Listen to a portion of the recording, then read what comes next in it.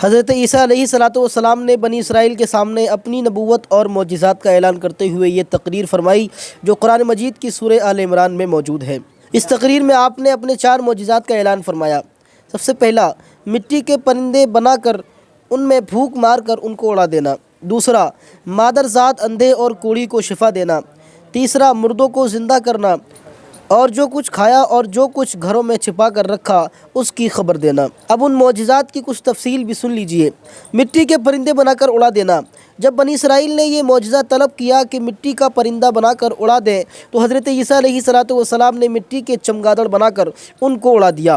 حضرت عیسیٰ علیہ السلام نے پرندوں میں سے چمگادڑ کو اس لیے منتخب فرمایا کہ پرندوں میں سب سے بڑھ کر مکمل اور عجیب و غریب یہی پرندہ ہے، کیونکہ اس کے آدمی کی طرح دانت بھی ہوتے ہیں اور یہ آدمی کی طرح ہنستا بھی ہے اور یہ بغیر پر کے اپنے بازوؤں سے اڑتا ہے اور یہ پرند جانوروں کی طرح بچے جنتا ہے اور اس کو حیض بھی آتا ہے۔ روایت ہے کہ جب تک بنی اسرائیل دیکھتے رہتے یہ چمگادڑ اڑتے رہتے اور اگر ان کی نظروں سے اوجھل ہو جاتے تو گر کر مر جاتے تھے۔ ایسا اس لیے ہوتا تھا تاکہ خدا کے پیدا کیے ہوئے اور بندے خدا کے پیدا کیے پرند میں فرق اور امتیاز باقی رہے۔ دوسرا معجزہ، مادر ذات اندھوں کو شفا دینا۔ روایت ہے کہ ایک دن میں 50 اندھوں اور کوڑیوں کو آپ کی دعا سے اس شرط پر شفا حاصل ہوئی کہ وہ ایمان لائیں گے۔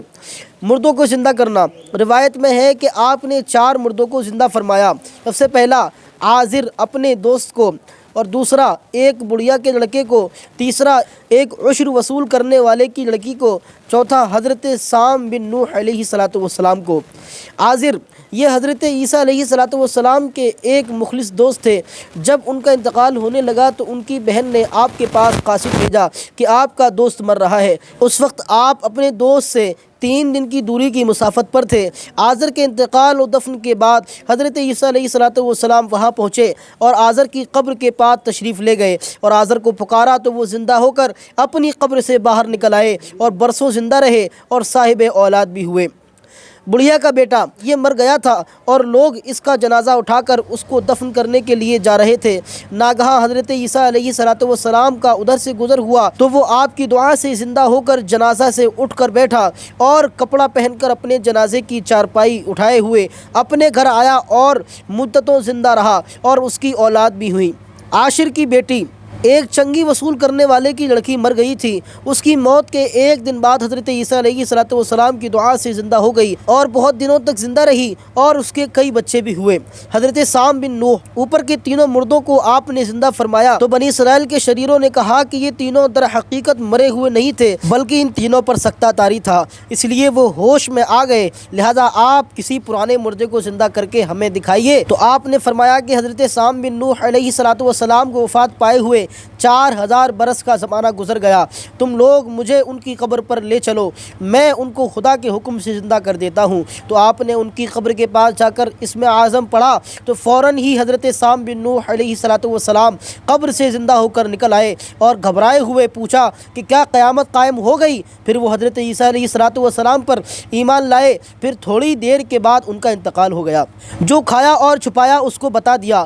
حدیث شریف میں ہے کہ حضرت عیسیٰ علیہ السلام اپنے مکتب میں بنی اسرائیل کے بچوں کو ان کے ماں باپ جو کچھ کھاتے اور جو کچھ گھروں میں چھپا کر رکھتے وہ سب بتا دیا کرتے تھے۔ جب والدین نے بچوں سے دریافت کیا کہ تمہیں ان باتوں کی کیسے خبر ہوتی ہے تو بچوں نے بتا دیا کہ ہم کو حضرت عیسیٰ علیہ السلام مکتب میں بتا دیتے ہیں۔ یہ سن کر ماں باپ نے بچوں کو مکتب جانے سے روک دیا اور کہا کہ حضرت عیسیٰ علیہ السلام جادوگر ہے۔ جب حضرت عیسیٰ علیہ السلام بچوں کی تلاش میں بستی کے اندر داخل ہوئے تو بنی اسرائیل نے اپنے بچوں کو ایک مکان کے اندر چھپا دیا کہ بچے یہاں نہیں ہیں۔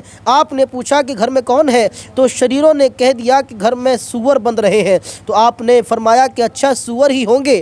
چنانچہ لوگوں نے اس کے بعد مکان کا دروازہ کھولا تو مکان میں سے سور ہی نکلے۔ اس بات کا بنی اسرائیل میں چرچا ہو گیا اور بنی اسرائیل نے غیظ و غضب میں بھر کر آپ کے قتل کا منصوبہ بنا لیا۔ یہ دیکھ کر حضرت عیسیٰ علیہ السلام کی والدہ حضرت بی بی مریم رضی اللہ تعالی عنہا آپ کو ساتھ لے کر مصر کو ہجرت کر گئی۔ اس طرح آپ شریروں کے شر سے محفوظ رہے۔